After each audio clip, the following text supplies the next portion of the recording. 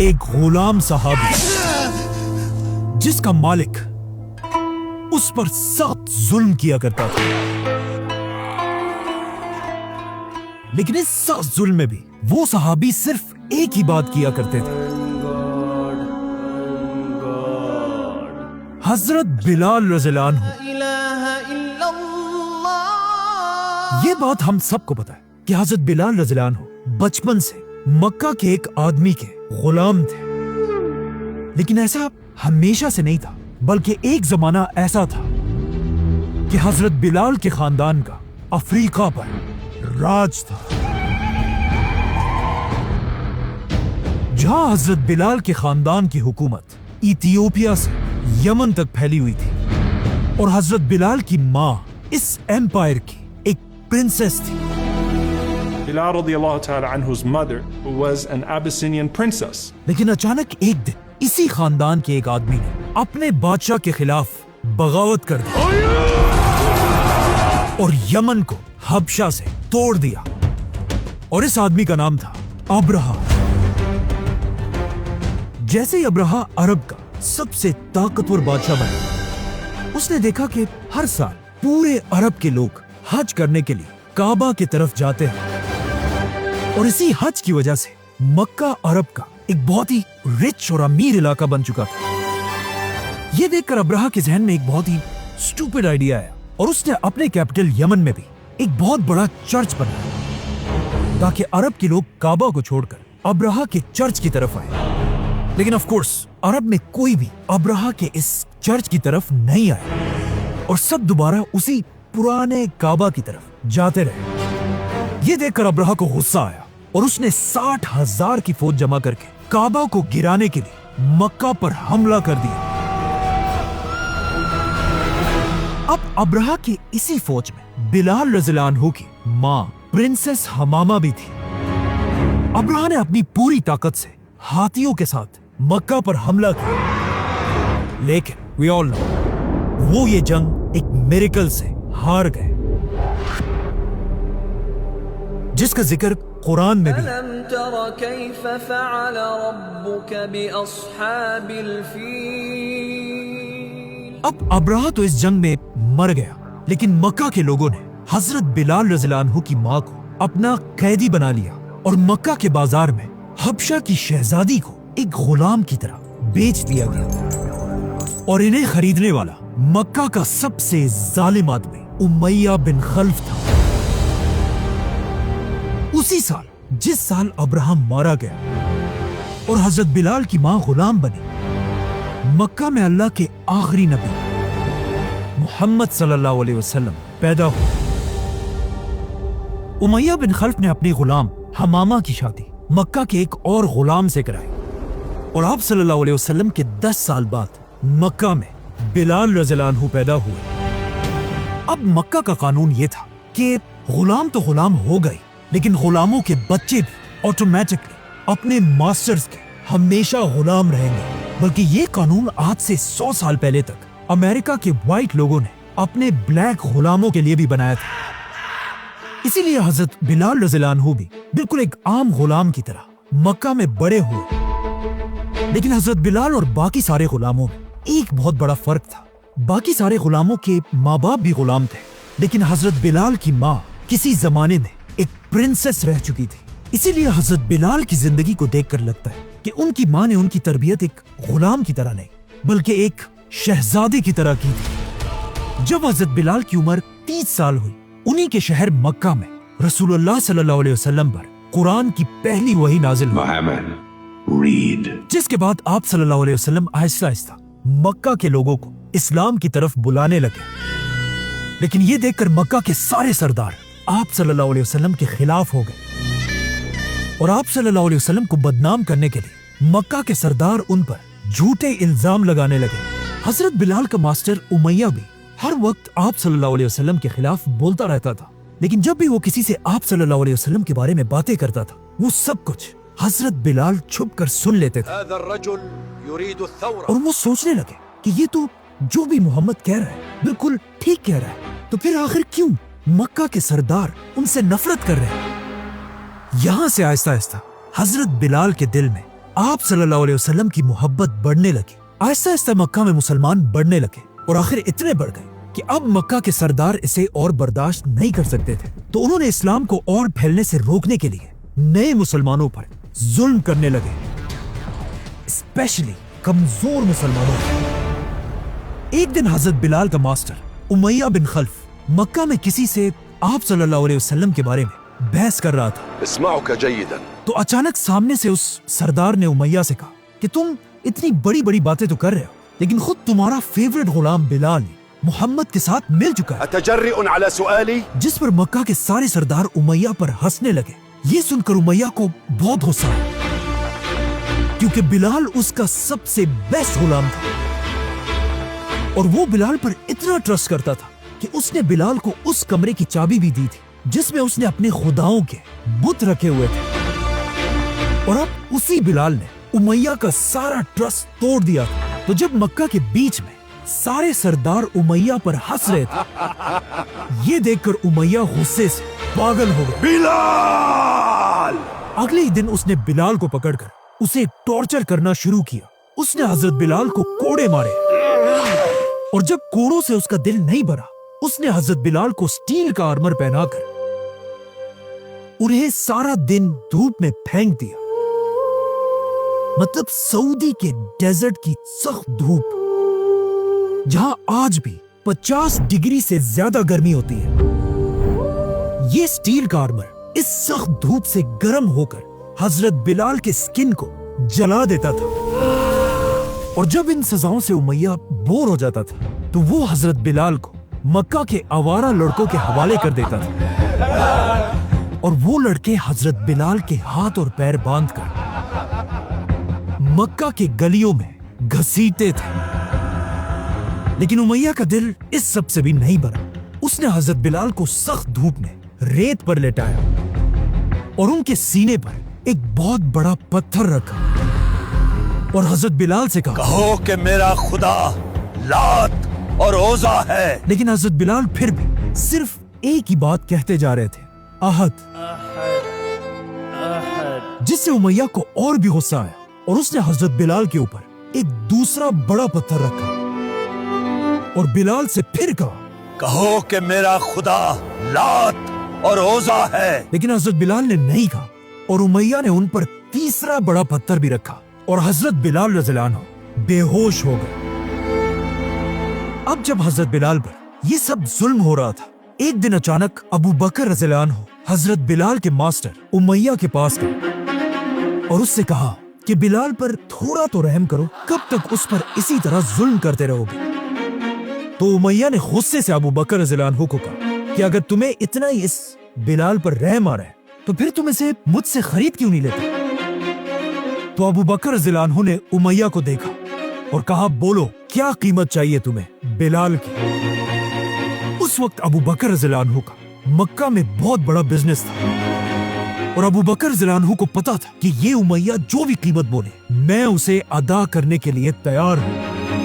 ये सुनकर उमैया ने कहा, अच्छा तो ऐसी बात है। उमैया ने जानबूझकर बिलाल की कीमत बाकी गुलामों से बहुत ऊपर लगाई ताकि ये कीमत सुनकर अबू बकर पीछे हट जाए। लेकिन ऐसा नहीं हुआ। अबू बकर रज़ियल्लाहु अन्हु ने बिलाल को उमैया की मुंह मांगी कीमत पर खरीद लिया। जैसे ही हजरत अबू बकर ने उमैया को सारे पैसे दे दिए, उमैया ने हंसकर उनसे कहा कि इस बिलाल के लिए अगर तुम मुझे बहुत कम पैसे भी दे देते तो मैं इसे बेच देता। लेकिन अबू बकर रज़ियल्लाहु अन्हु ने उन्हें जवाब दिया कि अगर बिलाल के लिए तुम मुझसे 100 दिनार भी मांगते तो मैं बगैर सोचे तुम्हें दे देता। और हजरत बिलाल को खरीदते अबू बकर रज़ियल्लाहु अन्हु ने उन्हें आजाद कर दिया। हजरत बिलाल पैदा होने से अब तक मक्का में एक गुलाम थे, लेकिन अब आजाद होने के बाद बिलाल रज़ियल्लाहु अन्हु पहली बार एक आजाद इंसान की तरह मुसलमानों की मीटिंग्स में आप सल्लल्लाहु अलैहि वसल्लम के साथ बैठने लगे।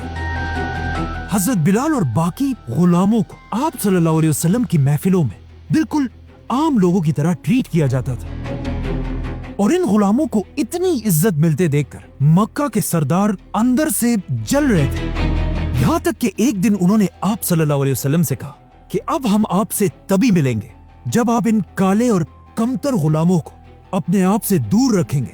लेकिन मक्का वालों की इसी रेसिज्म और गुरूर को तोड़ने के लिए कुरान की सूरह कहफ की आयत नाजिल हुई। ए मोहम्मद, अपने आप को इन्हीं लोगों के साथ रखना जो हर वक्त सुबह शाम अपने रब को पुकारते हैं। खबरदार, तेरी निगाहें इनसे ना हटने पाए, और देख उसका कहना ना मानना जिसका दिल हमने अपनी याद से रोक दिया है। इसीलिए आप सल्लल्लाहु अलैहि वसल्लम भी मक्का के सरदारों से ज्यादा इन कमजोर मुसलमानों को इज्जत दिया करते थे। आहिस्ता आहिस्ता मक्का वालों का जुल्म और भी बढ़ता गया, और अब वो सिर्फ कमजोर मुसलमानों पर नहीं बल्कि इवन रसूलुल्लाह सल्लल्लाहु अलैहि वसल्लम को भी मारने की प्लानिंग करने लगे। तो अब मक्का में रहना और इम्पॉसिबल था, और आप सल्लल्लाहु अलैहि वसल्लम के हुक्म से मुसलमान मक्का को छोड़कर मदीना की तरफ हिजरत करने लगे, और हजरत बिलाल भी मक्का को छोड़कर मदीना पहुंचे। जैसे ही मुसलमान मदीना पहुंचे, मुसलमानों ने सबसे पहला काम यह किया कि उन्होंने आप सल्लल्लाहु अलैहि वसल्लम के हुक्म से मदीना में मस्जिद नबवी बनाई। जैसे ही मस्जिद कंप्लीट हुई, यहाँ पर एक बहुत बड़ा मसला था कि अब मदीना के इन नए मुसलमानों को हर दिन 5 वक्त की नमाज के लिए कैसे बुलाया जाएगा। अल्लाहु अकबर। कुछ लोगों ने कहा हम यहाँ एक आग जलाकर लोगों को नमाज के लिए बुलाते हैं। कुछ लोगों ने कहा नहीं, हम क्रिश्चियंस की तरह बेल बजाकर लोगों को बुलाते हैं। और जब मुसलमान इन्हीं डिस्कशंस में थे, अचानक उनके पास एक सहाबी आए और आप सल्लल्लाहु अलैहि वसल्लम को अपना ख्वाब बताया कि मैंने कल रात एक ख्वाब देखा जिसमें एक शख्स घंटी बजाकर लोगों को बुला रहा था। मैं ख्वाब में इस शख्स के पास गया और मैंने उसे कहा ये घंटी मुझे बेच दो। उसने मुझसे पूछा तुम इस घंटी का क्या करोगे? तो मैंने उस आदमी से कहा कि मैं ये घंटी बजाकर लोगों को नमाज के लिए बुलाऊंगा। लेकिन उस आदमी ने मुझे कहा नहीं, क्या मैं तुम्हें इससे भी अच्छा तरीका ना बताऊं? और फिर उस आदमी ने मुझे ये वर्ड सिखाए। इस आदमी का ख्वाब सुनकर साथ बैठे उमर रज़ियल्लाहु अन्हु ने भी कहा कि मैंने भी सेम ख्वाब देखा है। अब ये तो जाहिर था कि ये ख्वाब अल्लाह की तरफ से था, लेकिन अब क्वेश्चन ये था, इन सारे सहाबा में कौन इस्लाम की पहली अजान देगा? तो आप सल्लल्लाहु अलैहि वसल्लम ने उस सहाबी को हुक्म दिया कि जाओ और बिलाल को अपने ख्वाब के अल्फाज सिखाओ, क्योंकि बिलाल की आवाज बहुत ऊंची और खूबसूरत भी है। जिसके बाद हजरत बिलाल मस्जिद नबी में खड़े हुए और इस्लाम की पहली अजान दी। आज पूरी दुनिया में ऐसा एक सेकंड भी नहीं गुजरता कि जब कहीं ना कहीं अजान दी जा रही हो। मदीना हिजरत करने के बाद मक्का से आने वाले सहाबा मदीना के लोगों को एक एक जुल्म के बारे में बताते थे जो मक्का के लोगों ने इन मुसलमानों पर किए थे, जिससे मदीना के अंसार का गुस्सा मक्का वालों के लिए बढ़ता जाता था। स्पेशली बिलाल रज़ियल्लाहु अन्हु की स्टोरी सुनकर मदीना के जवान उमैया बिन खल्फ से नफरत करने लगे थे, और आखिर कुछ ही अरसे बाद उन्हें उमैया से बदला लेने का मौका मिला। जंगे बदर,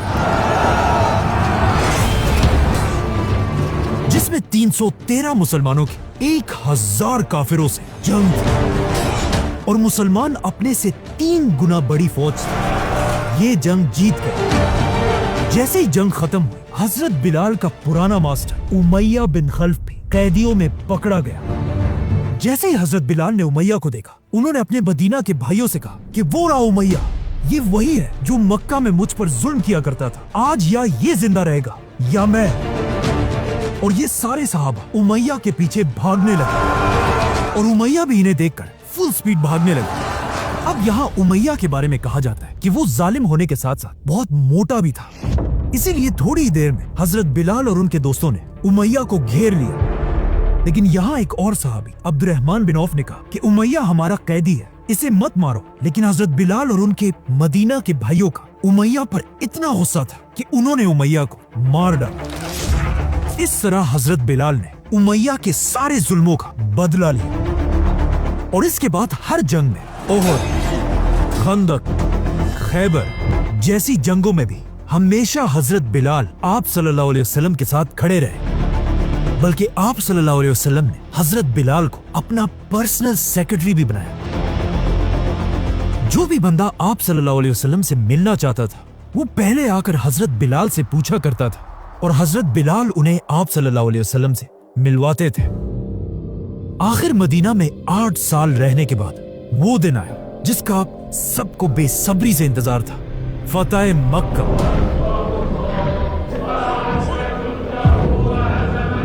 یہ وہی تھوڑے سے مسلمان تھے جو اس سے 8 سال پہلے مکہ کو چھوڑ کر خالی ہاتھ مدینہ گئے تھے، لیکن اب صرف 8 سال بعد آپ صلی اللہ علیہ وسلم 10,000 کی فوج کے ساتھ مکہ میں داخل ہوئے۔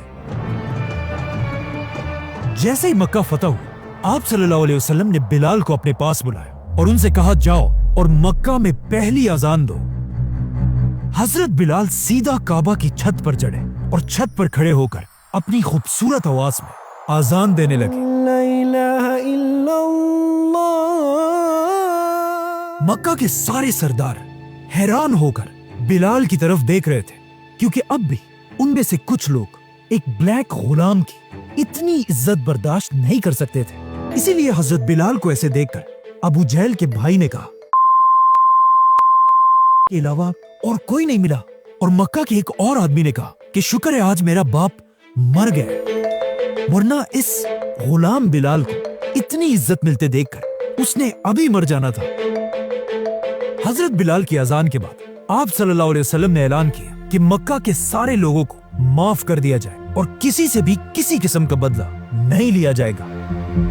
اس اعلان کے بعد حضرت بلال رضی اللہ عنہ ایک بار اپنے دوستوں کے ساتھ مکہ میں کھڑے تھے کہ اچانک سامنے سے مکہ کے پرانے سردار ابو سفیان گزرے۔ تو حضرت بلال نے ابو سفیان سے کہا کہ ابو سفیان، تم بہت خوش قسمت آدمی ہو کہ اللہ کی تلوار تمہارے گردن تک نہیں پہنچی۔ یہ سن کر ابو بکر رضی اللہ عنہ نے حضرت بلال کو ایسی باتیں کرنے سے روک دیا، لیکن جب آپ صلی اللہ علیہ وسلم کو اس کا پتہ چلا، انہوں نے ابو بکر رضی اللہ عنہ سے کہا کہ اگر تمہاری اس بات سے تم نے بلال کو ناراض کر لیا ہے تو یہ جان لو کہ تم نے اللہ کو بھی ناراض کر لیا ہے۔ یہ سنتے ہی حضرت ابو بکر سیدھا بلال رضی اللہ عنہ کے پاس گئے اور ان سے اپنی کی ہوئی باتوں پر معافی مانگی۔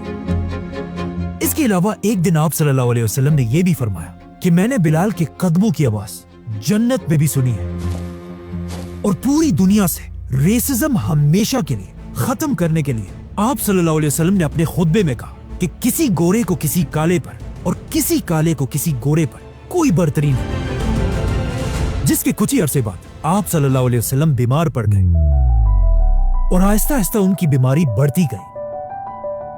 حضرت بلال آپ صلی اللہ علیہ وسلم کو اس حالت میں دیکھنا برداشت نہیں کر سکتے تھے۔ حضرت بلال کہا کرتے تھے کہ کاش میں آپ صلی اللہ علیہ وسلم کی یہ تکلیف دیکھنے سے پہلے ہی مر جاتا۔ اور اس کے کچھ ہی عرصے بعد آپ صلی اللہ علیہ وسلم دنیا سے چلے گئے۔ آپ صلی اللہ علیہ وسلم کو دفنانے سے پہلے جب مدینہ میں نماز کا وقت ہوا تو ایز یوزول حضرت بلال اپنی ڈیوٹی پوری کرنے کے لیے اذان دینے کھڑے ہوئے، لیکن جیسے ہی وہ اذان دیتے ہوئے محمد کے نام تک پہنچے، حضرت بلال رونے لگے اور ساتھ ہی پورا مدینہ رونے لگا۔ اور اس دن کے بعد حضرت بلال نے ارادہ کیا کہ وہ آج کے بعد کبھی بھی اذان نہیں دیں گے۔ آپ صلی اللہ علیہ وسلم کے بعد ابو بکر رضی اللہ عنہ مسلمانوں کے پہلے خلیفہ بنے، لیکن حضرت بلال ان کے دور میں جب بھی مدینہ میں کہیں بھی جاتے تھے انہیں ہر جگہ آپ صلی اللہ علیہ وسلم کی یاد آتی تھی۔ تو وہ ایک دن خلیفہ ابو بکر رضی اللہ عنہ کے پاس گئے اور ان سے کہا مجھے یہاں سے جانے کی اجازت دے، لیکن خلیفہ ابو بکر نے کہا کہ نہیں، تم یہاں مدینہ میں ہی رہو گے۔ یہ سن کر حضرت بلال نے ان سے پوچھا کہ کیا آپ نے مجھے غلامی سے آزاد اپنے لیے کیا تھا یا اللہ کے لیے؟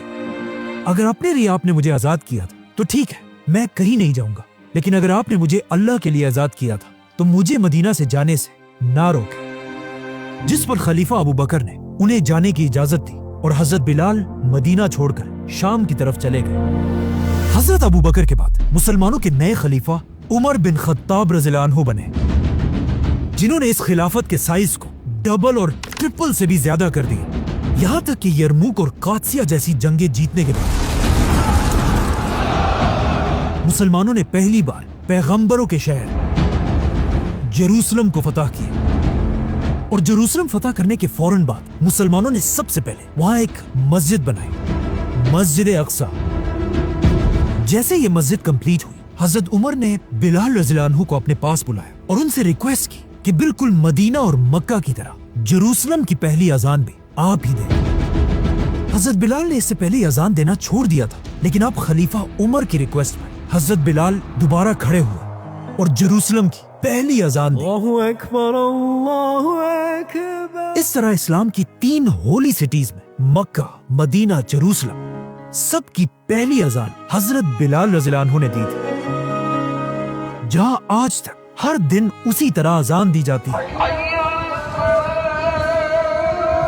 خلیفہ عمر بلال رضی اللہ عنہ کی اتنی عزت کیا کرتے تھے کہ ایک بار ابو سفیان رضی اللہ عنہ مکہ کے پرانے سرداروں کے ساتھ خلیفہ عمر سے ملنے آئے، اور اسی وقت حضرت بلال بھی کچھ پرانے غلاموں کے ساتھ خلیفہ عمر سے ملنے آئے، تو حضرت عمر نے اپنا سیکرٹری بھیجا، حضرت بلال اور ان کے دوستوں کو اندر آنے کی اجازت دی، اور ابو سفیان اور ان کے سرداروں کو کہا کہ آپ انتظار کریں، خلیفہ بزی ہے۔